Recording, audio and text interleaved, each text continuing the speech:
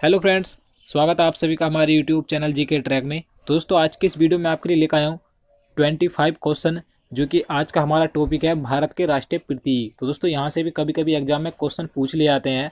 तो दोस्तों, आपके लिए ये 25 क्वेश्चन देखना बहुत ज़रूरी है, क्योंकि यहाँ से कभी कभी इस प्रकार क्वेश्चन पूछ लिए जाते हैं, जैसे कि भारत का राष्ट्रीय गान सर्वप्रथम कहाँ गाया गया था, या भारत का राष्ट्रीय गीत के रचयिता कौन है। तो इस प्रकार के क्वेश्चन पूछ लिए जाते हैं, तो आपको इसके बारे में पता होना चाहिए। तो इसलिए वीडियो को बिना स्किप किए अंत तक पूरा देखते रहिए। और आप हमारी वीडियो पहली बार देख रहे हो तो हमारे चैनल को जरूर सब्सक्राइब करें, और उसके साइड में जो बेल आइकन है उसे जरूर दबाएं, ताकि जब भी मैं वीडियो अपलोड करूं आप उसे देख सकें। तो चलिए वीडियो शुरू करते हैं। तो दोस्तों, आज का ये पहला क्वेश्चन है, भारत के राष्ट्रीय ध्वज की लंबाई और चौड़ाई का अनुपात कितना है। तो दोस्तों, आपको पता होना चाहिए जो भारत का राष्ट्रीय ध्वज है उसकी लंबाई और चौड़ाई का अनुपात कितना है।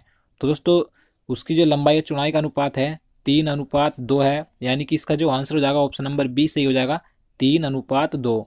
तो दोस्तों, जो आप इस चीज़ में कंफ्यूज मत होना कि आपको, जैसे कि अगला क्वेश्चन मैं आपको बता देता हूँ।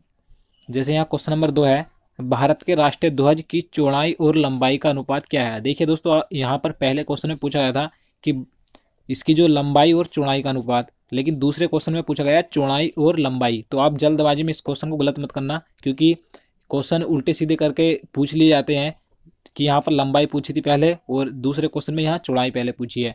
तो लंबाई लंबाई चौड़ाई थी 3:2, लेकिन यहाँ पर चौड़ाई लंबाई पूछी है तो कितनी हो जाएगी, 2:3, यानी कि चौड़ाई कम है और लंबाई ज़्यादा है। तो पहले चौड़ाई आएगी, तो चौड़ाई 2:3 लंबाई हो जाएगी। तो आप इस चीज़ को याद रखिए। नेक्स्ट क्वेश्चन देखते हैं, भारत के राष्ट्रीय ध्वज के मध्य में बने धर्म चक्र का रंग क्या है। तो दोस्तों, ये क्वेश्चन पूछा गया है कि जो भारत का राष्ट्रीय ध्वज है उसके बीच में जो धर्म चक्र बना है, जो गोल आकार का, आपको पता होगा, उसका रंग कैसा है, किस प्रकार का उसका रंग है। तो इसका आंसर ऑप्शन नंबर बी सही हो जाएगा, गहरा नीला उसका रंग है जो बीच में धर्म चक्र बना है। चलिए नेक्स्ट क्वेश्चन देखते हैं। क्वेश्चन नंबर 4 है, भारत के राष्ट्रीय ध्वज के चक्र में कितनी तिल्लियां हैं। तो दोस्तों, आप सभी को पता होगा, काफ़ी इजी क्वेश्चन है कि जो भारत का राष्ट्रीय ध्वज है उसके बीच में जो धर्म चक्र है उसमें कितनी तिल्लियां हैं। तो 24, यानी कि 24 तिल्लियां हैं। तो इसका आंसर ऑप्शन नंबर डी हो जाएगा। नेक्स्ट क्वेश्चन देखते हैं, स्वतंत्र भारत के राष्ट्रीय ध्वज का डिजाइन निम्नलिखित में से किसने बनाया था। दोस्तों, वेरी इंपॉर्टेंट क्वेश्चन है। यहाँ से ये क्वेश्चन भी कई बार पूछा गया है कि जो भारत का राष्ट्रीय ध्वज है उसका डिजाइन किसने बनाया था, किसने तैयार किया था। तो दोस्तों, आपको पता होना चाहिए। तो इसका आंसर ऑप्शन नंबर डी हो जाएगा, पिंगाली वेंकैया ने इसका डिजाइन बनाया था। तो इसका आंसर ऑप्शन नंबर डी सही हो जाएगा, पिंगाली वेंकैया। तो आप इसे याद रखिए। नेक्स्ट क्वेश्चन देखते हैं। क्वेश्चन नंबर 6 है, भारत का राष्ट्रीय गान है। तो आप सभी को पता होगा कि भारत का राष्ट्रीय गान क्या है। तो जन गण मन भारत का राष्ट्रीय गान है। तो काफ़ी इजी क्वेश्चन है। तो इसका आंसर ऑप्शन नंबर सी हो जाएगा। नेक्स्ट क्वेश्चन देखते हैं, भारत के राष्ट्रीय गान के रचयिता कौन है। तो दोस्तों, राष्ट्रीय गान के रचयिता के बारे में आप सभी को पता होना चाहिए। तो आप इसका आंसर लगा सकते हैं कि राष्ट्रीय गान के रचयिता कौन है। तो इसका आंसर ऑप्शन नंबर बी हो जाएगा, रविन्द्रनाथ टैगोर राष्ट्रीय गान के रचयिता हैं। तो दोस्तों, इस वीडियो में कुछ इजी क्वेश्चन भी है और कुछ ऐसे क्वेश्चन भी है जिसके बारे में आपको नहीं पता होगा। तो आप ये मत समझिए कि काफ़ी आसान क्वेश्चन है, मुझे पता है, लेकिन यहाँ से अगर क्वेश्चन पूछ लिए जाते हैं तो कभी कभी एग्जाम में नहीं हो पाते हैं। तो आप इस वीडियो को पूरा देखते रहिए। तो अगला क्वेश्चन है, राष्ट्रीय गान जन गण मन सर्वप्रथम कब और कहाँ गाया गया था। तो दोस्तों, वेरी इंपॉर्टेंट क्वेश्चन है ये। इसमें पूछा गया है कि जो राष्ट्रीय गान है सर्वप्रथम कब और कहाँ पर गाया गया था। तो ये पूछा गया है। तो इसका आंसर ऑप्शन नंबर ए हो जाएगा, 1911 में सर्वप्रथम कलकत्ता में राष्ट्रीय गान गाया गया था। तो आप इसे याद रखिए, 1911 ईस्वी में कलकत्ता में ये गाया गया था। तो वेरी इंपॉर्टेंट है ये। अगला क्वेश्चन देखते हैं।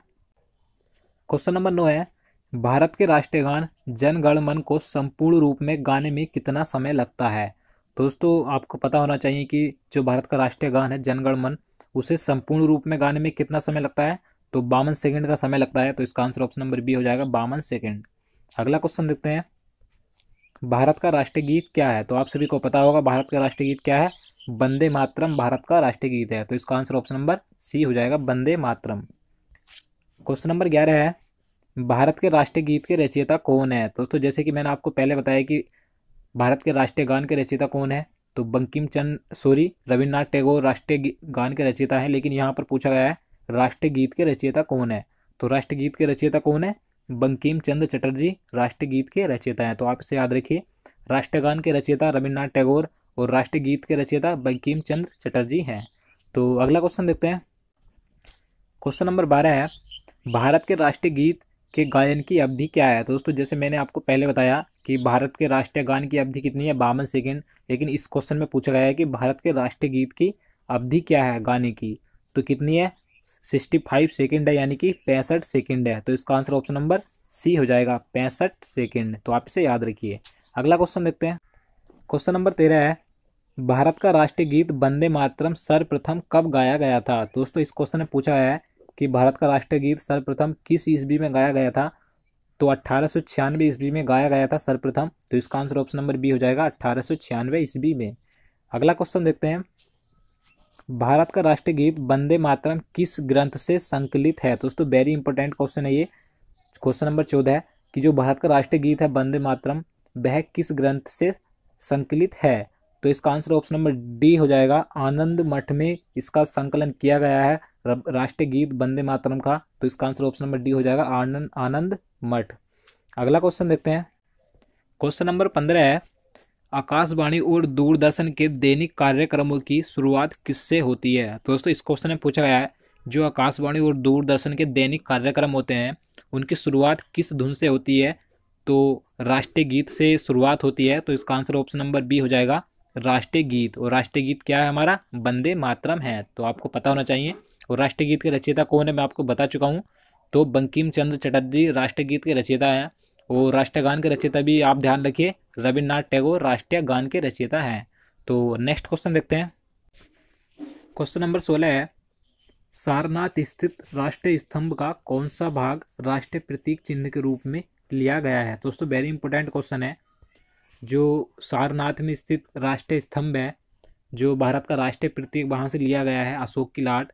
तो इस क्वेश्चन में पूछा गया है कि राष्ट्रीय प्रतीक के रूप में अशोक की लाट यानी कि सारनाथ स्तंभ का कौन सा भाग है। इस क्वेश्चन में ये पूछा गया है।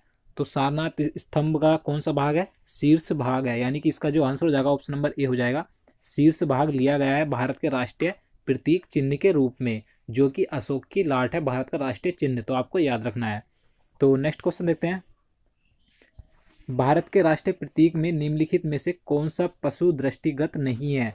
तो दोस्तों इस क्वेश्चन में पूछा है कि जो भारत का राष्ट्रीय प्रतीक है उसमें से निम्न में से आपको बताना है कि कौन सा पशु दृष्टिगत नहीं है, यानी कि कौन सा पशु उसमें दिखाई नहीं देता राष्ट्रीय प्रतीक में। तो इसका आंसर ऑप्शन नंबर डी हो जाएगा, हिरण। हिरण उसमें दिखाई नहीं देता है, जबकि सिंह यानी कि शेर और सांड और घोड़ा ये तीनों उसमें दिखाई देते हैं।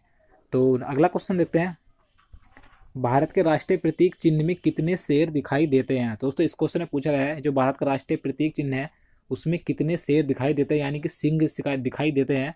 तो 3 सिंह उसमें दिखाई देते हैं। तो इसका आंसर ऑप्शन नंबर सी हो जाएगा, 3। तो अगला क्वेश्चन देखते हैं। क्वेश्चन नंबर 19 है, भारत का राज्य चिन्ह अशोक महान द्वारा सारनाथ में स्थापित सिंह स्तंभ से लिया गया है। इस राज्य चिन्ह के मूल स्तंभ में कितने सिंह हैं। तो दोस्तों इस क्वेश्चन में पूछा गया है कि इसमें कुल कितने सिंह हैं। तो 4 हैं। तो इसका आंसर ऑप्शन नंबर सी हो जाएगा। और मैं आपको बता दूं कि इससे पहले जो मैंने क्वेश्चन आपको बताया है कि भारत के राष्ट्रीय प्रतीक चिन्ह में कितने शेर दिखाई देते हैं, तो यहाँ पर पूछा है कि कितने शेर यानी कि सिंह दिखाई देते हैं। तो दिखाई देने की बात आती है तो 3 दिखाई देते हैं, लेकिन मूल रूप से कितने हैं स्तंभ में, 4 सिंह हैं, यानी कि 4 शेर हैं। तो आप इसे याद रखिए। नेक्स्ट क्वेश्चन देखते हैं। क्वेश्चन नंबर 20 है, भारत के राष्ट्रीय संबंध के रूप में किस संबंध को मान्यता दी गई है। दोस्तों भारत पूछा गया है कि भारत का राष्ट्रीय संबंध कौन सा है जिसे संबंध के रूप में मान्यता दी गई है। तो इसका आंसर ऑप्शन नंबर बी हो जाएगा, शक संबंध को मान्यता दी गई है राष्ट्रीय संबंध के रूप में। तो इसका आंसर ऑप्शन नंबर बी हो जाएगा, शक संबंध। नेक्स्ट क्वेश्चन देखते हैं। क्वेश्चन नंबर 21 है, शक संबंध पर आधारित राष्ट्रीय पंचांग प्रथम मास होता है। तो दोस्तों इस क्वेश्चन में आपको बताना है कि शक संबंध पर आधारित जो राष्ट्रीय पंचांग है उसका प्रथम महीना कौन सा होता है। तो चैत्र का महीना होता है प्रथम। तो इसका आंसर ऑप्शन नंबर ए हो जाएगा, चैत्र। अगला क्वेश्चन है, शक संबंध पर आधारित राष्ट्रीय पंचांग का अंतिम मास होता है। तो दोस्तों इस क्वेश्चन में अब आपको अंतिम महीना बताना है कि शक संबंध पर जो आधारित राष्ट्रीय पंचांग है उसका अंतिम महीना कौन सा होता है। तो फाल्गुन अंतिम महीना होता है। तो इसका आंसर ऑप्शन नंबर डी हो जाएगा, और प्रथम चैत्र का होता है। तो आप इसे याद रखिए। अगला क्वेश्चन है, क्वेश्चन नंबर 23 है, भारत का राष्ट्रीय पशु क्या है? तो आप सभी को पता होगा, वेरी इजी क्वेश्चन है ये। तो भारत का राष्ट्रीय पशु क्या है? बाघ है, ना कि चीता। आप इस चीज़ को मत लगाइए। अगर आपको चार ऑप्शन में चीता देता है और या सिंह देता है, जो राष्ट्रीय पशु है बाघ है। नेक्स्ट क्वेश्चन देखते हैं, बाघ से पूर्व भारत का राष्ट्रीय पशु क्या था? तो दोस्तों इस क्वेश्चन में पूछा गया था कि जो हमारा इस समय वर्तमान में राष्ट्रीय पशु है बाघ, उससे पहले भारत का राष्ट्रीय पशु क्या था? तो आपको पता होना चाहिए।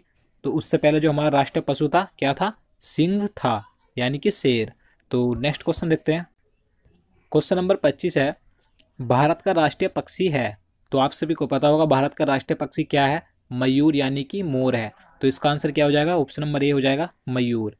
तो आज का लास्ट क्वेश्चन है 26, भारत का राष्ट्रीय आदर्श वाक्य क्या है? दोस्तों वेरी इंपॉर्टेंट क्वेश्चन है ये भी, कि भारत का जो राष्ट्रीय आदर्श वाक्य है क्या है? तो कई बार पूछा गया है ये क्वेश्चन भी, तो आपको पता होना चाहिए। तो सत्यमेव जयते भारत का राष्ट्रीय आदर्श वाक्य है। तो इसका आंसर क्या हो जाएगा? ऑप्शन नंबर ए हो जाएगा, सत्यमेव जयते। तो दोस्तों यही थे जितने क्वेश्चन आज मैं आपके लिए लेकर आया था। उम्मीद करता हूँ आपको वीडियो पसंद आया होगा। तो दोस्तों अगर आप इसी तरह के और आगे वीडियो चाहते हैं तो हमारे चैनल को जरूर सब्सक्राइब करें। साथ ही में उसके साइड में जो बेल आइकन है उसे जरूर दबाएं। तो दोस्तों मिलते हैं नेक्स्ट वीडियो में, तब तक के लिए नमस्कार।